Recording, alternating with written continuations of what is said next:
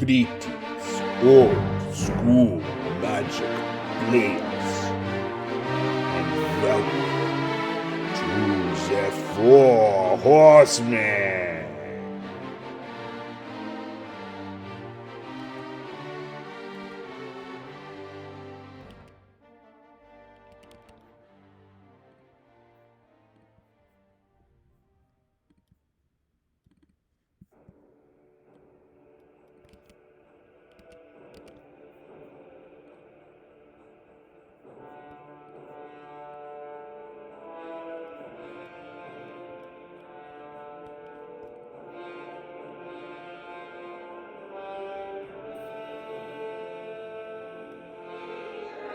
Hey guys.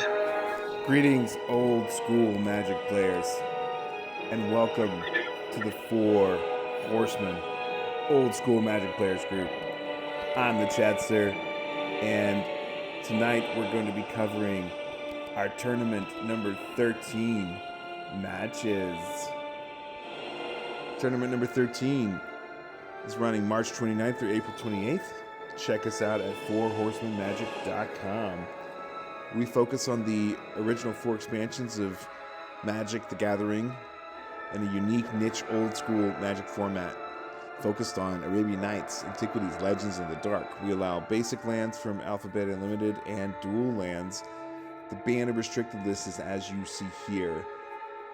Diamond Valley, Island of Whack Whack, Ivory Tower, Mana Drain, Maze of Ith, Mistress Factory, Mistress Workshop, Recall, Strip Mine, The Abyss, and the Tabernacle of Pinter Vale are restricted cards in our old school format. And the ban list has several of the powerful cards, the anti-cards, and we're going to be getting into a Tournament 13 match today. This tournament is running from March 29th through April 28th. We're in week 2. We're going to be doing some group matches. For more information, check us out at fourhorsemenmagic.com. You can also join us on Thursday nights to play some Four Horsemen Old School Magic. We meet up every Thursday night at 9 p.m. Eastern. You can check us out at facebook.com/group/4horsemenmtg and join up. All right, let's get into the match.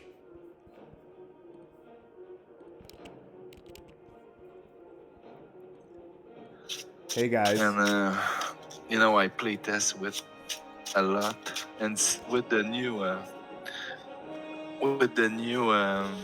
list, I think it will be different, and this kind of deck could be more effective. Yeah. Because there's a lot of control for the last tournaments. Yeah. Hey JS, hey James, how are you guys doing? Hey Chad, how about you? Good, man. I just did the intro to the video. We are live streaming, so we're going to get this game on the YouTube channel. Nice. Cool. Good evening, gentlemen. There you go. You know, we had some really amazing matches between JS and Larry and you and James and Larry a couple days ago. I think that was Friday night.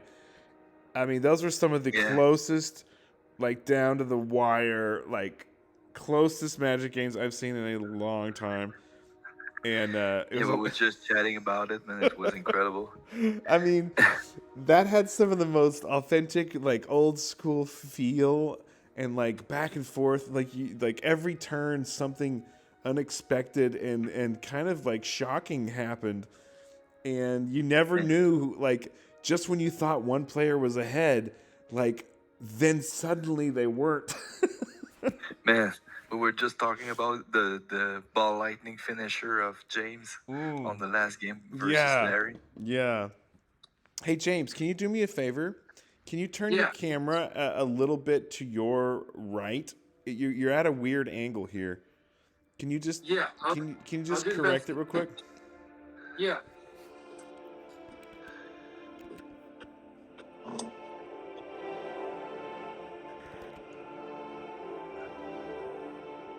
All right, now tilt it down a little bit.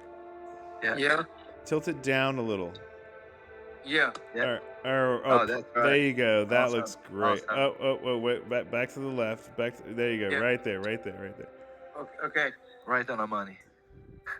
Okay. I'll make sure it's stable. All right. So we are doing tournament 13. These are our group matches.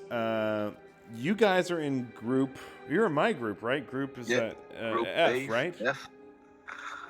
Yeah. Okay. So James, so far, what is your record? My record is 0 and 2 and 0 so far. But haven't you won a match? Versus Larry? I lost against Chad.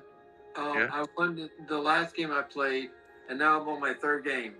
Okay, so you lost 0-2 versus me, but you won 2-0 versus Larry, right? Yes. Okay. And then JS, what is your record right now? 1-1. I lost 2-1 versus you. 2-1 versus me, that's right. It was not sweet. It was close matchups, Yeah, and I very won close. 2-0 versus Larry. And you won 2-0 versus Larry. But those games were also very close. Like, they could have gone any way at any moment. Yeah, man. We had close matchup as well. Yeah. Okay. All right. Well, guys, I'm going to be commentating here in the background, and I'll go on mute and wish you guys good luck, okay? Thank you, man. All right. Cheers, guys. Cool. Odds are you?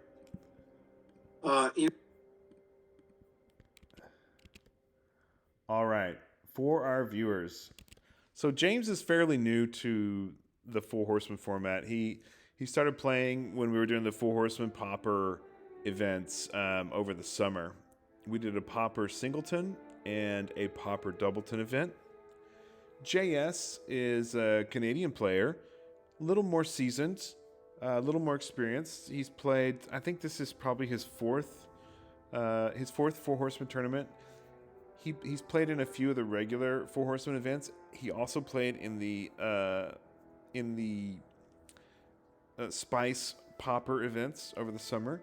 And JS has definitely been progressing. His decks have been evolving.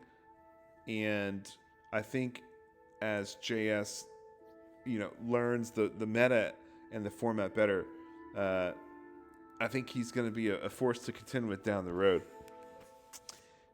James on the left here is going to be running a red-green aggro deck. And JS is running if I remember correctly, he's running like a blue-white deck, which is pretty unique.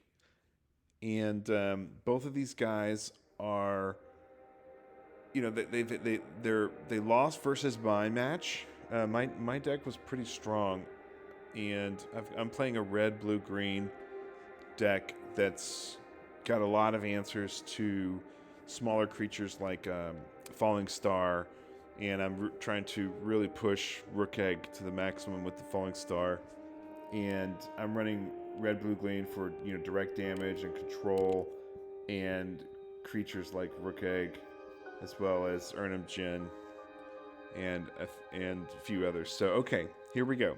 JS is on the play, winning the roll, and he starts off with a great start. He's got one of our fantastic Four Horsemen Arabian Nights Islands Special Edition proxy card and plays a Flying Man first turn. James plays a Mountain and passes, and it's on to JS for turn 2. Oh, wow. JS has one of the best turn 2s possible. He plays Unstable Mutation on his Flying Man and attacks with a 4/4 flyer. Unstable Mutation in Four Horsemen is just incredibly strong. When you don't have Lightning Bolt and Swords to Plowshares, being able to put an Unstable Mutation on a creature and attack with it just turns anything into an absolute beast. Alright, so James plays a Flying Man of his own and passes. So James is in a real predicament here. The Unstable Flying guy gets a -1/-1 counter from the Unstable Mutation, so he goes from a 4/4 to being a 3/3. Oh wow, and there is the powerhouse card Diamond Valley, which we've seen all too often. It's just being a real game changer. So JS attacks with a 3/3 flyer here. James blocks with the Flying Man, taking no damage, and plays a Volcanic Island. Let's see what James can do here. Taps 3 and plays a Serendib Efreet. That is a great card. That is a fantastic card right now, because the Flying Man, although he's a 3/3 now, he's going to get a counter. He's going to become a 2/2 during JS's upkeep. So now he's got a 2/2 flyer where James has a Serendib Efreet, which is a 3/4 flyer.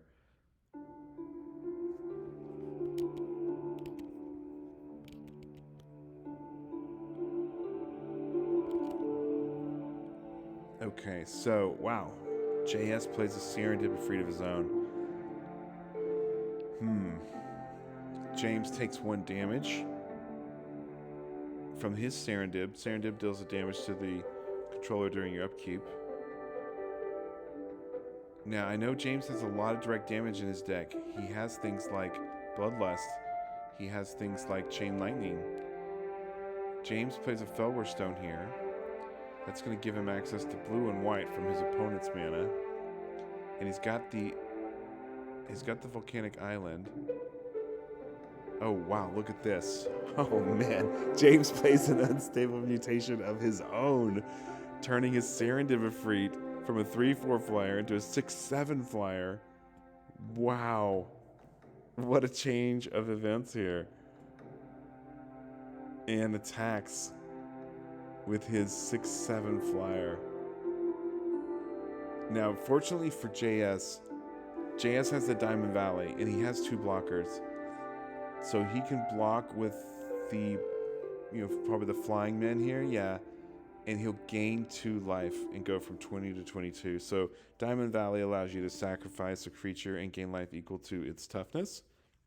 So he can block with it, and before damage step, activate Diamond Valley, sacrifice the Flying Man, gaining 2 life, not taking any damage. Man, that Diamond Valley is so strong. Oh, look at this. JS plays land tax and takes the damage. He forgets to take a damage during his upkeep. Glad he remembered. Maybe James reminded him. So he attacks with his Serendib to get in for 3. Interesting. He must have something up his sleeve here with 2 blue open. Maybe he has a Boomerang in hand, or maybe a Telekinesis or something like that. Given that the Serendib has the Unstable on it, it's going to get a counter during the upkeep, so it goes from being a 6/7 to being a 5/6. But that's still potentially 5 damage. So I'm really surprised that JS attacked there and did not save his Serendib Efreet to block. So it makes me think he must have something else in his hand, like a Boomerang. Okay, so James attacks with the 5/6 flying Serendib, unstabled. Wow. And JS just takes 5 straight on, straight to the chin. I guess he's banking on the fact that the Diamond Valley is going to be gaining him life over time. Okay, so James taps 4 mana, including red, and plays a Rook Egg. JS doesn't have any ground creatures, only flyer, the only flyer right now. So the Rook Egg is kind of mute right now, but I know that JS has other creatures. Okay, so he's playing a Tundra Wolves, which is a 1/1 first strike creature from Legends, and continues on his aggression to attack with a Serendib. Interesting. Okay, so I think at this point, James has taken 6 damage plus 2 upkeep, so he's taken 8 damage. So I think James is at 12, and JS is at 15. So it's still very close. Aha. Okay, so James is going to cast Chain Lightning on his own Rook Egg. If he had another red, he could bounce it back to JS, but he only has the 1 red. Normally, a lot of players will have things like City of Brass, and you can tap your Felwar Stone and get that mana, but in this case, He's only got 2 red, and he needs 3 red to, chain lightning his own rook egg and then bounce that chain lightning to his opponent. He cannot do that here, but still, it's going to net him a 4/4 flying rook token at the end of turn, which is extremely strong. His Serendip Efreet has 2 counters now, so it goes from being a 6/7 to being a 4/5. Still a very powerful flyer. Okay, he plays an island for his land for turn.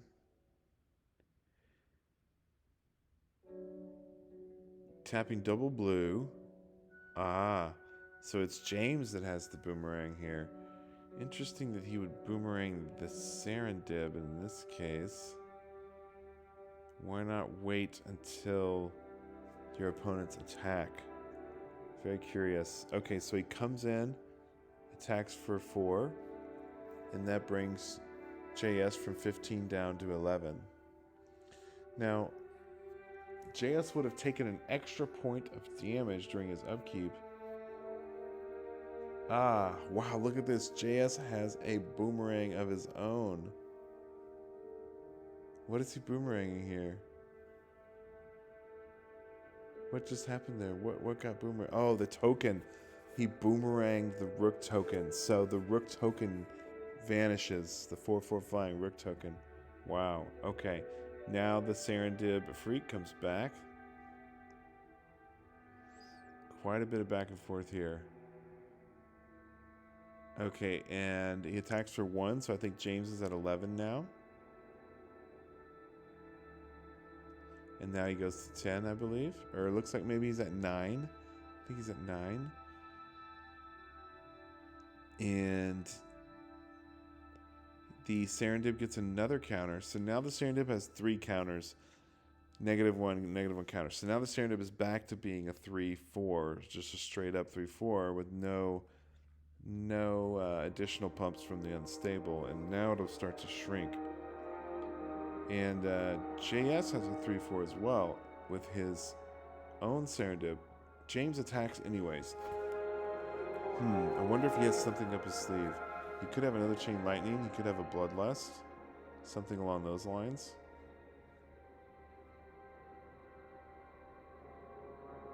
Alright, so after combat, James chain lightnings the Serendib Efreet. And so the Serendib takes 3 damage from the attacking Serendib. In response, since the creature's going to bounce anyways, JS sacrifices the Serendib Efreet to the Diamond Valley, gaining him 4 life and bringing him back to 14.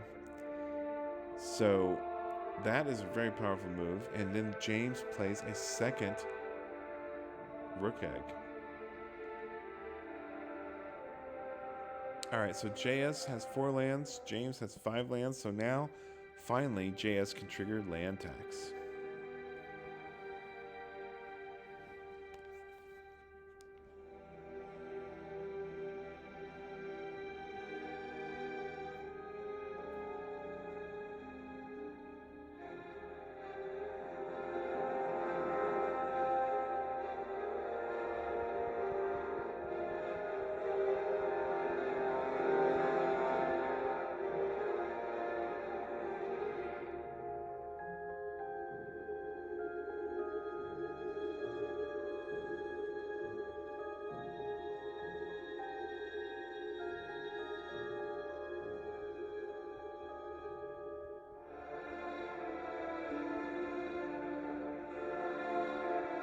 Alright, so now JS is back up to 14 life.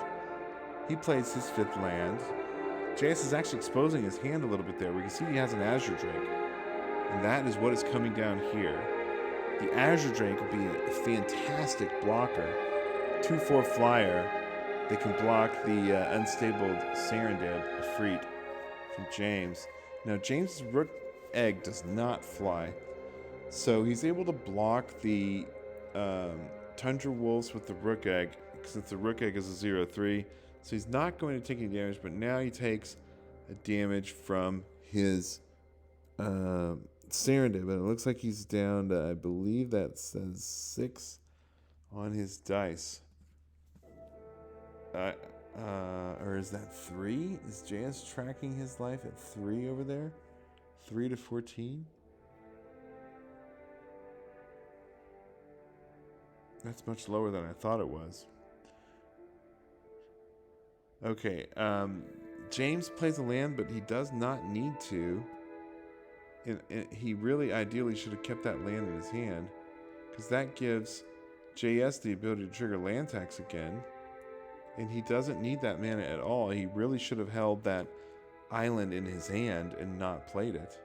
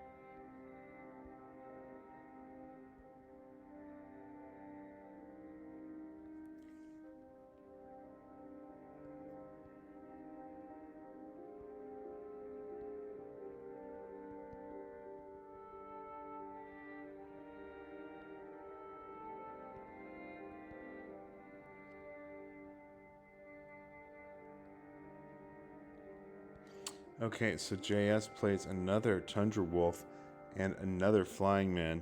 And James is in a real difficult predicament here. This Diamond Valley has just completely turned the game. Man, it's really given JS a huge advantage.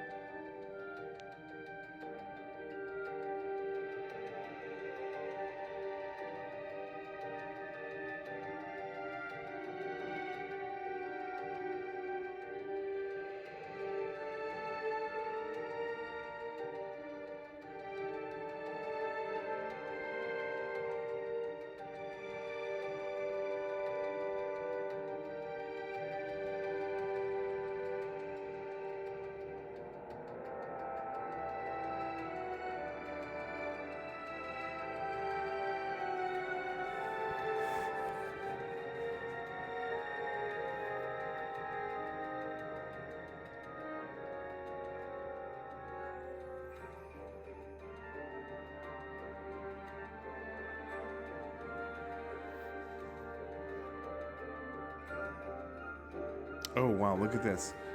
So JS attacks with everyone. The 2 Flying Men, the 2 Tundra Wolves, the Flying Man, the Azure Drake, and plays Army of Allah for a +2/+1 to all attackers. And right there, he finishes off James with a massive attack. Oh, wow. Army of Allah and Diamond Valley. Amazing Arabian Nights cards with so much spice, so much power.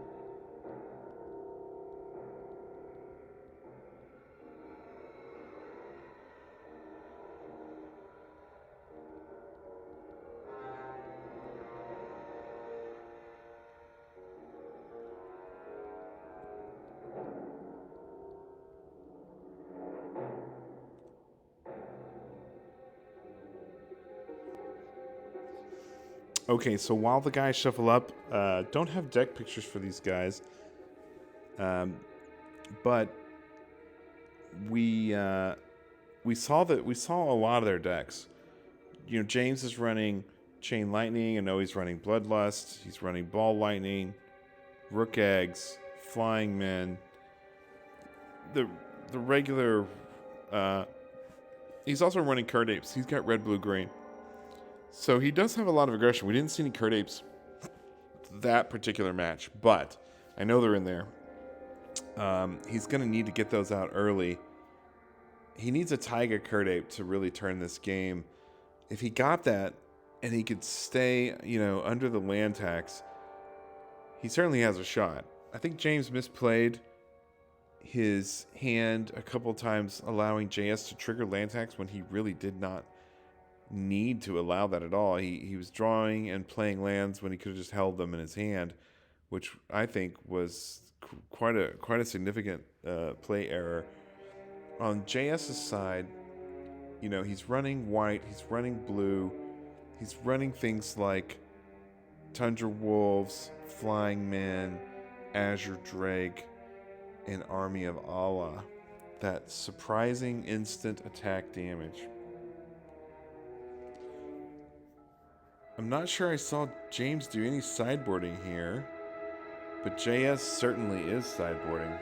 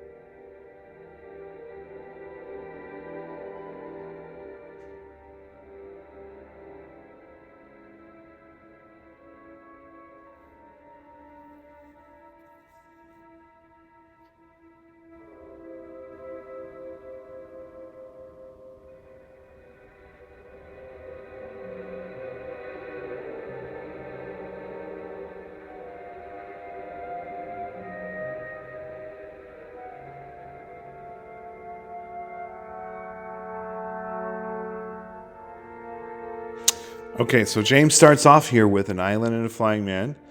Oh, look at this. And JS starts off with the plains and a land tax. Now, James, think carefully here. Do not, if you can allow it, do not play a land. If you've got an unstable mutation, play it in attack. Oh, no. I really think that's a mistake. I think since you're on the play... he's playing a Felwar Stone. Okay, I don't know if I agree with this play at all. You could just sit there and attack with the Flying Man until JS plays his second land and not allow him to trigger a land tax at all. I think that is a significant play error on the part of James here. I do not agree with that play at all. I mean, even if you have a Rook Egg, that's the only thing you could probably play on turn 3 here. You still have to go to turn 5 to Chain Lightning it or something like that. Meanwhile, JS gets basically an ancestral recall for lands. Yeah, I just don't understand that play right there. That's really baffling to me. I would have preferred to play patiently, attack with the flying man. You can hit him one per turn until finally, JS will give in and play a land, and then James can play a land safely without triggering land tax. So I don't understand that. Okay, so JS plays a flying man of his own and passes.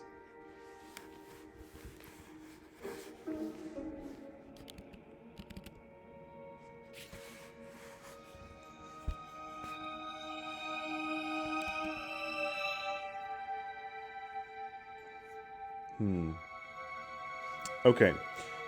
Well, here, James is attacking, and JS is electing not to block, and James bloodlusts his flying man. So he gets in for 5 damage, bringing JS down to 14. And then James plays another Fellwar Stone.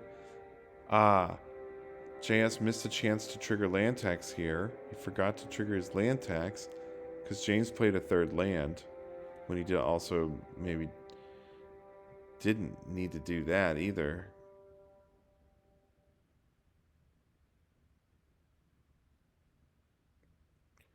Okay, so JS plays a 2nd Plains.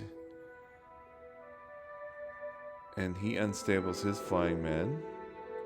And we can see JS is really exposing his hand here. We see a Jalum Tome and some lands.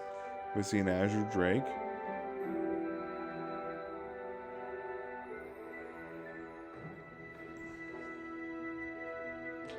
Oh, so Spirit Link goes on the flying man.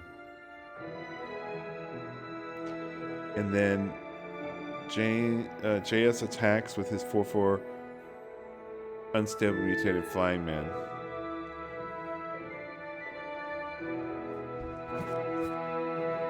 Bringing James down to 14. Alright, so James takes another damage from his City of Brass, goes to 13. Plays a Rook Egg. Not much good right now, but maybe useful later. And now his flying man has Spirit Link on it. So if he decides to block the unstable mutated flying man from JS, JS will gain life. Okay, so James played City of Brass, bringing him to 4 mana and allowing JS to trigger land tax again. But he needed the red mana because he... Oh no, he played Strip Mine. Well, if he was going to play Strip Mine, he might have wanted to Strip Mine one of his own lands so that land tax doesn't trigger here. I don't understand why you'd play Strip Mine there if you're not going to use it. So he's allowed JS to trigger land tax again when he didn't need to. That seems like... That seems very confusing to me. I don't understand that at all. I mean, if there was something down there like a Maze of Ith or something to Strip Mine, yeah, but why play the Strip Mine to allow land tracks to be triggered when you don't even have anything to use it on? Okay, so now JS plays his 4th land, and now he can play Azure Drake. Yeah, I think that was a huge mistake. I would have never played Strip Mine in that situation. I would have just held on to it, and, JS would have had to play out his 4th land at some point. You could play the Strip Mine the next turn and not trigger land tax at all. So I think we got a lot of play errors going on here. Very, very suspect, suboptimal plays. Okay, so James taps City Brass for red. He plays a 2nd Rook Egg. Not going to do any good since they don't fly.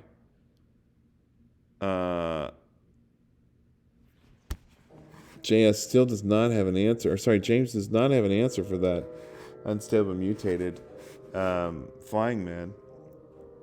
He'll be a 2/2 next turn, I believe.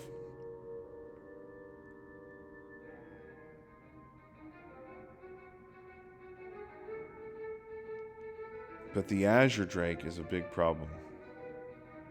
Azure Drake can block Serendib Efreet, no problem. As well as many other cards. Okay, so JS plays a Caracas.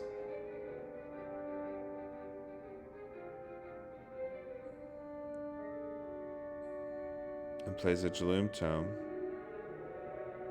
So now you can start drawing.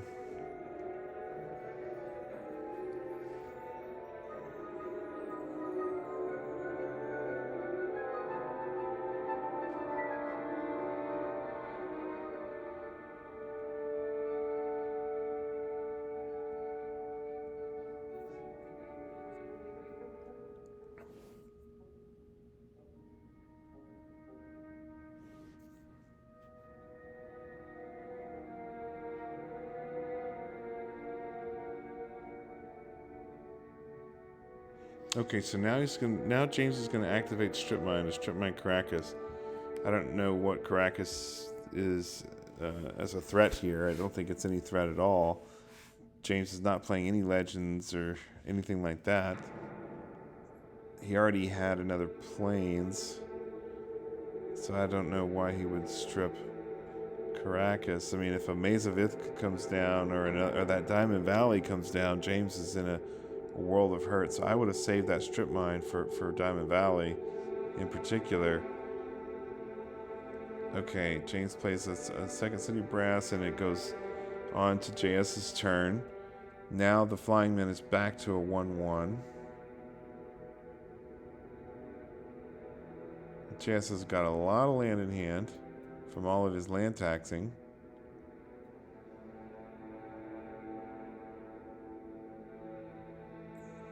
He taps 3 white and plays a Tundra Wolf and a Repentant Blacksmith. Now, interesting, the Repentant Blacksmith has protection from red, so it cannot be blocked by red creatures. So, with the Repentant Blacksmith, James cannot block with those Rook Eggs. James is electing to boomerang the Azure Drake here. The Flying Men will be dead next turn when they get another counter. James does not have any cards in hand, so he really needs... What he really needs here is a Chain Lightning or a Falling Star. Oh, look at this. Okay, now I do not understand this at all. He hasn't... James is putting Unstable Mutation on his Rook Egg, but JS has a protection from red, Repentant Blacksmith, so that is not going to help James at all. Maybe it'll prevent the Repentant Blacksmith from attacking.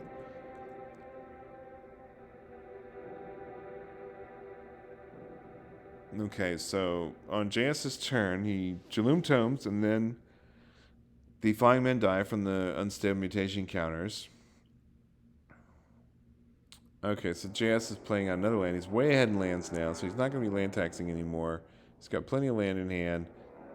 He can attack with the Blacksmith, which can't be blocked, and get in for 1.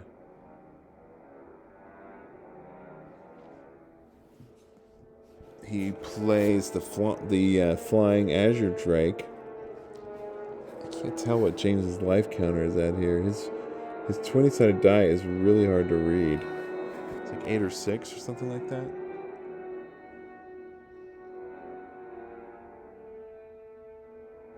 Okay, so JS, what is JS doing?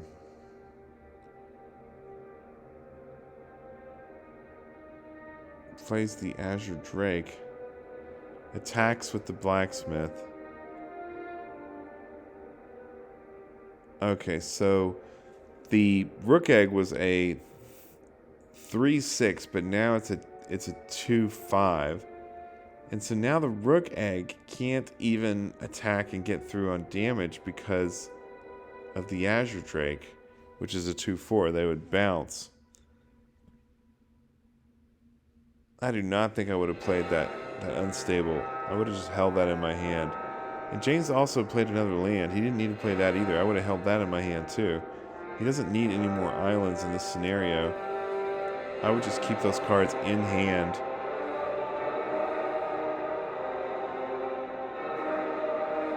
Okay, so JS is clearly in control here. With his Jaloom Tome, he draws another card. And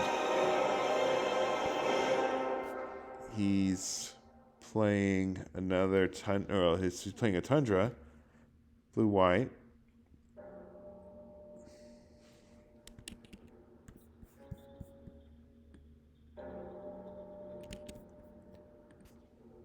Okay, he's attacking with the Blacksmith and the Azure Drake after playing another Serendipity.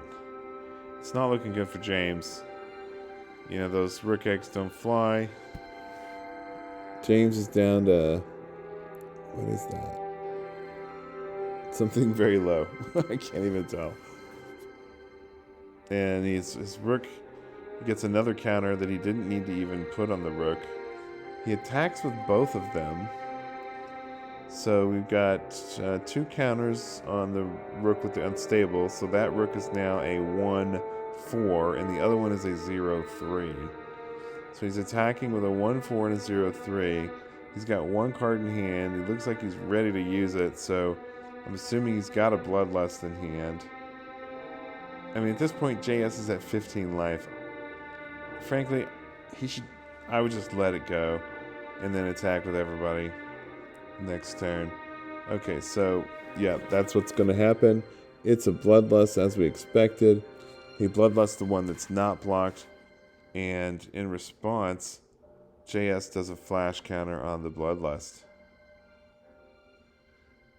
Wow, James is just in a really difficult spot here. And that is game, because JS is going to be able to attack with everyone next turn. All right, let's drop in with the guys and see what they have to say.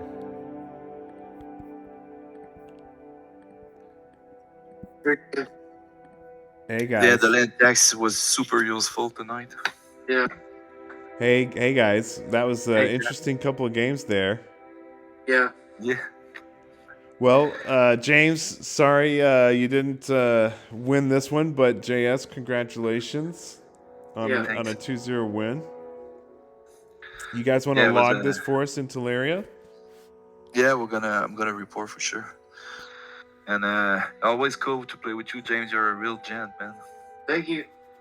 Yeah, nice games, guys. In that first game, the Army of Allah came through yet again. Yeah, man. Another time. Another win for Army of Allah. Incredible. All right, guys. Well, thanks for that, James, man. Yeah. I hope we're gonna play soon. Okay. Yeah, thanks for joining us tonight. Thanks for letting me do the video, and you guys have a great night. You too, guys. Bye. Okay, cheers. All right. Well, that wraps it up for us for this tournament number 13, Four Horsemen Old School Magic match. This was one of our early group matches, so we'll be wrapping up these group matches coming up at the end of the weekend here, and then we'll be moving to top 8 quarterfinals. Thanks to everyone for watching, and thanks for supporting our channel. We'll see you next time.